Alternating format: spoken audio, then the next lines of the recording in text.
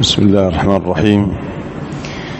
الحمد لله رب العالمين، وأشهد أن لا إله إلا الله وحده لا شريك له، وأشهد أن نبينا محمدا عبده ورسوله صلى الله عليه وعلى آله وأصحابه أجمعين. فأولا نحمد الله سبحانه وتعالى الذي يسر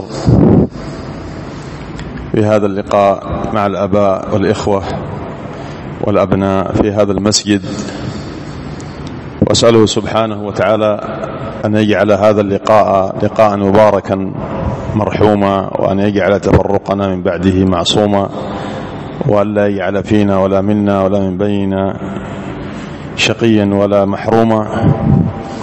كما أني أشكر الإخوة القائمين على هذا المسجد، أخونا أبو مصعب حفظه الله، حفظكم الله جميعا. أشكركم على الترحيب وعلى الحضور. والكلمة ستكون حول شيء من سيرة شيخنا الشيخ العلامة ربيع بن هادي المدخلي حفظه الله تعالى، هذا الرجل العالم الجليل الذي مع الأسف لا يعرفه كثير من الناس. وأحببت أن أتكلم عن الشيخ. أولا أردت أن أورد شيئا من ترجمته وسيرته للذين لا يعرفونه ولا يعرفون سيرته ولا يعرفون جهوده الكبيرة التي يبذلها لنصرة الإسلام ونصرة السنة ونصرة المنهج السلفي الحق، ومن أجل الدفاع عن هذه الأمور كلها. وأيضا نورد ترجمته إنصافا له ودفعا للشبهات التي يثيرها الحاقدون عليه، وأيضا نوردها حتى يعرف الشباب من هم الأئمة الذين يوثق بهم ويستحقون أن يؤخذ من علمهم وأن ينهل من علمهم. أولا بالنسبة لاسمه ونسبه، فاسمه ربيع ابن هادي ابن محمد ابن عمير المدخلي، وقبيلة عمير ترجع إلى أهل البيت. الشيخ ربيع من أهل البيت، ويرجع نسبهم إلى الحسن بن علي بن أبي طالب. وقبيلة المداخلة هي قبيلة مشهورة في منطقة جازان بجنوب المملكة. وقد يقول قائل كيف يكون من أهل البيت وهو من قبيلة المداخلة؟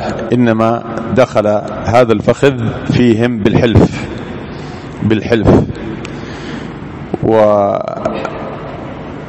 والشيخ دائما ما ينبه عندما يكتب اسمه على الكتب يكتب ربيع بن هادي عمير دائما، من أجل أن ينبه إلى أنه ليس من المداخلة صليبة، يعني من نفس النسب، وإنما بالحلف. والشيخ حفظه الله تعالى هذا اسمه ربيع بن هادي بن محمد بن عمير المدخلي. أما بالنسبة لمولده ونشأته، فقد ولد في آخر عام 51 و300 وألف بالهجرية، 1351، يعني 51 بالهجرية. إذا أردت أن تعرف كم هو بالميلادية، الفارق بينهم 20 سنة، فلو نزلنا 20 سنة يكون 51 إلى 31، فيكون بالميلادية 1931 تقريبا بهذا الحدود، 1931. يعني تقريبا الشيخ الآن فوق 90 سنة، هذا سنه. وأسأل الله العظيم بأسمائه وصفاته أن يحفظه وأن يطيل في عمره في طاعته، وأن ينفع به الإسلام والمسلمين. توفي والده بعد ولادة أمه به، يعني بعد أن ولدت بعد أن ولدت أمه به توفي والد الشيخ بحوالي 1.5 سنة تقريبا، فنشأ الشيخ يتيما وترعرع في حجر أمه رحمهم الله تعالى، ترعرع في حجر أمه فأشرفت عليه وقامت بتربيته خير قيام، كانت تحثه على الصلاة وتعلمه الأخلاق الحميدة من الصدق والأمانة. وهذه يعني هذه رسالة وهذا تنبيه للأمهات أنها إذا صدقت مع الله سبحانه وتعالى واستعانت بالله في تربية الأبناء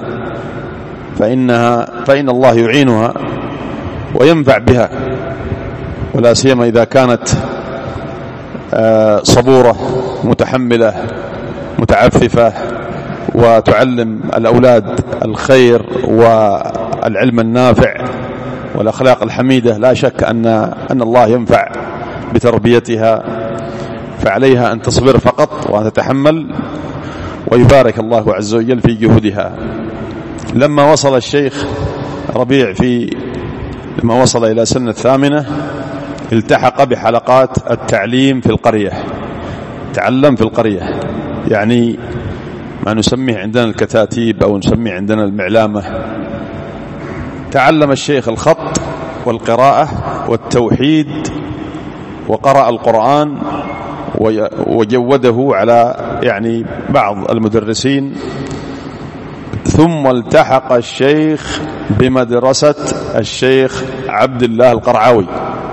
الشيخ عبد الله القرعاوي من المشايخ الفضلاء، من الذين نفع الله بهم في جنوب المملكة نفعا عظيما، حصل في دعوته الخير العظيم. جاء من جهة يعني من وسط نجد، من جهة القصيم أو مكان آخر، ثم انتقل إلى الجنوب واستقر في جنوب المملكة، وبدأ دعوته هناك. عارضه بعض الأشاعرة، حصلت بينه وبين بعض الأشاعرة شيء من المناظرات، وهزموا على يديه وذهبوا وصفى له الجو، فبدأ بالتدريس والتعليم، علم الناس العلم النافع، نشر العلوم النافعة من الفقه والعقيدة والتفسير والحديث ونحو ذلك، ونفع الله به نفعا عظيما. فخرج على يديه مئات الطلاب من طلاب العلم، المعروفون فقط في أوساط الناس هم عشرات، لكن الذين خرجوا على يديه تخرجوا على يديه المئات بل الآلاف من طلاب العلم. ممن تخرج على يديه الشيخ حافظ حكمي، الشيخ حافظ حكمي صاحب معارج القبول وصاحب المتن سلم الوصول، وأيضا تخرج على يديه الشيخ أحمد بن يحيى النجمي، وأيضا الشيخ ربيع، إلا أن الشيخ ربيع أكمل تعليمه بعد ذلك على يد المشايخ، وإلا فالشيخ أيضا من استفاد من الشيخ عبد الله القرعاوي كثيرا. ودرس الشيخ في هذه المدرسة مدة من الزمن، درس وتعلم مدة من الزمن، ولا شك أن التعلم في الصغر له أثر عظيم. الصغير إذا تعلم من صغره على القرآن، على القراءة، على سماع الحديث، على سماع العلم، لا شك أن هذا يصير شيئا محبوبا لديه ويتعلق به ويحبه ويسهل عليه، أيضا تكون العلوم سهلة عليه، بخلاف الذي لا يتعلم إلا في الكبر.